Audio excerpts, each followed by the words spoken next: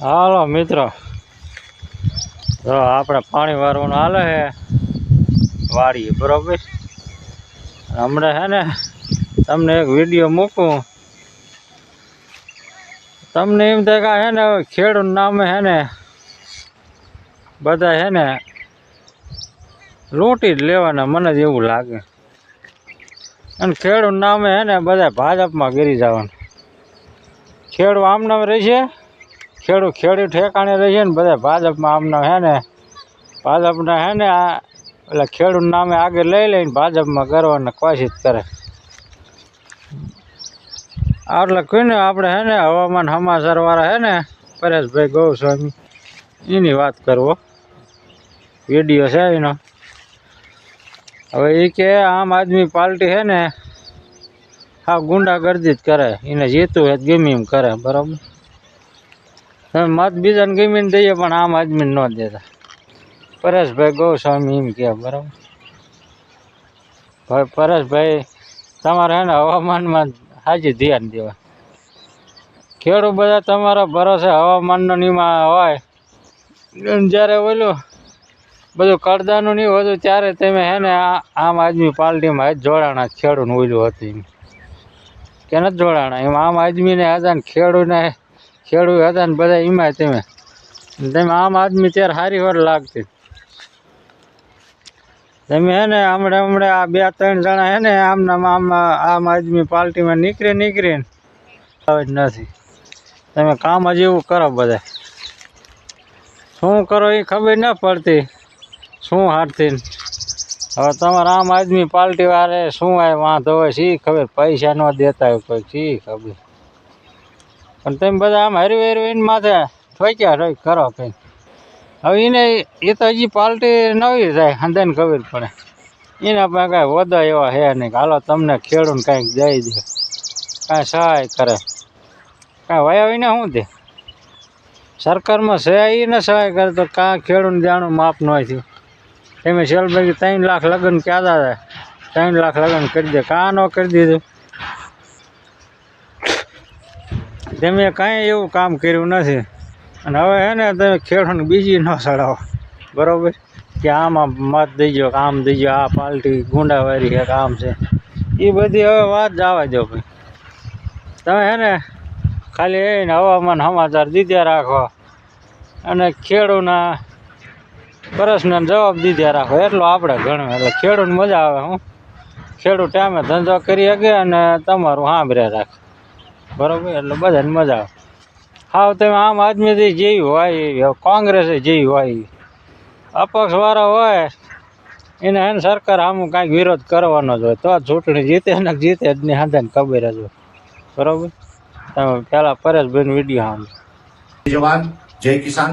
દરેક ખેડૂત ભાઈઓને જણાવવાનું કે આજે અત્યારે જે સ્થાનિક સ્વરાજની ચૂંટણી ચાલી રહી છે, હવે મતદાનને ગણતરીના કલાકો બાકી રહ્યા છે અને આમ આદમી પાર્ટીને હું ઘણા સમયથી વર્ષોથી કહેતો આવ્યો છું કે આપણે રાજનીતિની અંદર મેન ઉદ્દેશ્ય આપણું ખેડૂતોનું હિત હોવું જોઈએ. કોઈ સત્તા આપણું હિત ન હોવું જોઈએ. સત્તા તો ગમે તેની આવે, પબ્લિક જેને મત આપે એની સત્તા આપે, પણ આપણું હિત એ હોવું જોઈએ કે આપણે કેવી રીતે ખેડૂતોનું સારું કરીએ.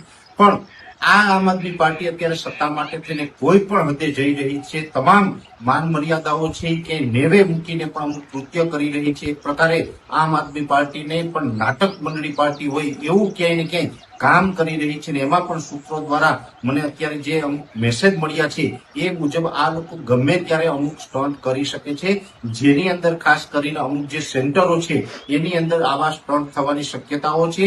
સુરત, વિસાવદર, ભેસાણ, જામનગર અને સલાયા આ સેન્ટરો એવા છે, એમાં ગમે ત્યારે આમ આદમી પાર્ટી છે એ ખોટા સ્ટન્ટ કરશે, જેની અંદર ખોટી રીતે પોતાની ઉપર હુમલો કરાવવો, ખોટા સ્ટ્રિંગ ઓપરેશન કરવા વગેરે પ્રકારના જે સ્ટન્ટ કરી અને ક્યાંય ને ક્યાંય લોકોની સહાનુભૂતિ મેળવવાનો પ્રયત્ન કરશે.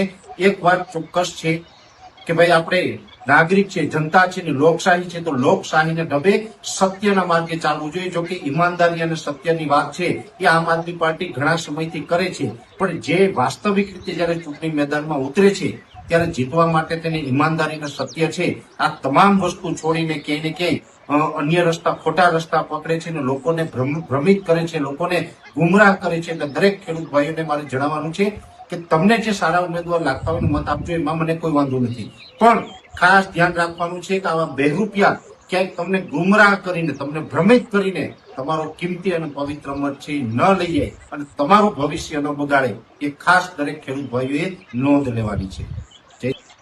હા, તમે જોયું બરાબર. પરેશભાઈ કે સમજીને મત દેવાનું, બચીને જવું.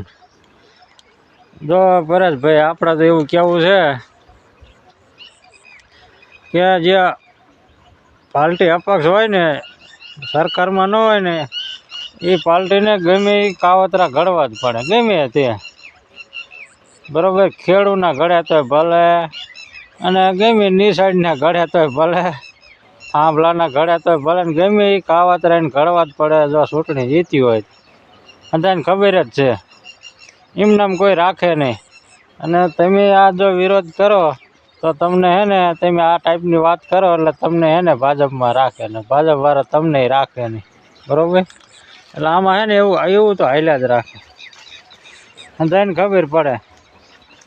રાજુભાઈ એમ કરતા હતા, રાજુભાઈ જો એ વાત કરીને જોડાઈ ગયા કે નહીં ભાજપમાં, કે ન જોડાણે ને, એ ખેડૂતનું કેટલું ઊંચું રાખતા, એ જોડાઈ ગયા. બરાબર, પછી એક ભાઈ ઓલા બીજા નામ હતા યાદ ને, કોંગ્રેસમાં જોડાઈ ગયા, કે નથી જોડાણા. બરાબર, જે સરકાર હોય ને એને ક્યાં માણસો વધારે ભાગવા કરે, પછી એની સરકાર પડે ને એટલે પાછા જે સરકાર હોય ને, કોંગ્રેસની હોય કે આમ આદમીની હોય કે બીજી કોઈ પાર્ટીની હોય, તરત એમાં મળે ભાગવો બધા. એટલે આ તો રહે સમજી જાય. પણ સામી પાર્ટી હોય ને એને વિરોધ કરવો જરૂરી જ છે. વિરોધ ન કરે તો શું કામ થાય શું નથી થતું એ કોઈને ખબર ન પડે, સમજી જાય. વિરોધ તો એને કરવાનો છે.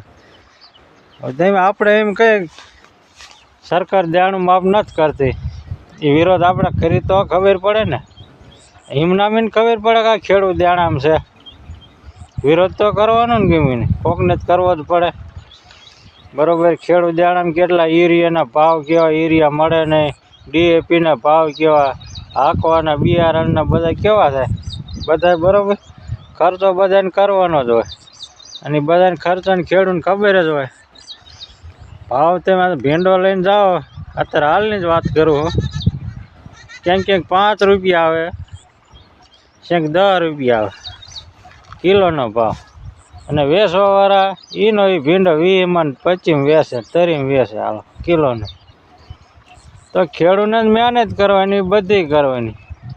અને આ વચમાં દલાલ રહે ને, વેચવાવાળા કહો તો ભલે, અને દલાલ કહો, દલાલ 5 ખાય, 5 હે ને બીજા વેચવાવાળા ખાય, એમ કરીને હે ને 5 એ કમાય, અને ખેડૂત વાંય 3 રૂપિયા વધે. ભાડું કાપી નાખવાનું ને બધું કાપવાનું, વાંયા 3 રૂપિયા વધે.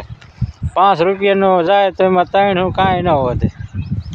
હાલો 10 રૂપિયાનું જાય તો 3 રૂપિયા વધે, 5 નો જાય તો એમાં શું વધે? બધી વસ્તુમાં આવું છે. હવે તમે એમ કહો કે સરકાર આમાં વિરોધ ન કરે, વિરોધ ન કરે, ગમીને એ વસ્તુનો ભાવ ન મળે માણસો વિરોધ કરવાના જ છે. માણસને ભાવ મળે ખેડૂતને તો જ ન કરે ને, કે નહીં મિત્રો? એટલે એને પરેશભાઈ તમે આ બાનું ન કાઢો, હંધાને ખબર પડી જાય. હવે તમે ખાલી આવું બોલો ને, અત્યારે માણસ હાવ એવું ગાંડું કોઈ છે ને, હંધાને ખબર પડી જ જાય કે આ માણસ ભાજપમાં જોડાવા આરતીને મળ્યા કંઈક આઈડિયા ઘડવા. જે પાર્ટીને સરકારમાં હશે ને એ જ વધારે ભાગ જીતવા કરશે. બાકી 82,070માં જ ખબર પડે કોણ જીતે એ. બાકી અત્યારે જે સરકાર જેની હોય ને એ પક્ષ જીતી જ જાય. અત્યારે ભલે આમ આદમી ગમે એટલું બહાર કરે ને કોંગ્રેસે ગમે એટલું બહાર કરે, એ જીતે જ ભાજપ જ. હું સરકાર 2070 લગણ એની છે. બરાબર, 2070 જ્યારે સરકાર ભરીને પછી જે પાર્ટીઓમાંથી પાછા ફરવા મળશે ને એ પછી ખબર પડશે. ઘડીકમાં જો સરકાર ભરીને તો ભાજપમાંથી બધા જે પાર્ટી જીતી છે ને એમાં મળશે ટપકો વારો. પબ્લિક અહીંયા પડી રહે, પબ્લિકનું કામ નથી થતું ને, અને નેતા બદલી જાય, વાંધો આ પડે તે હારું હાલ.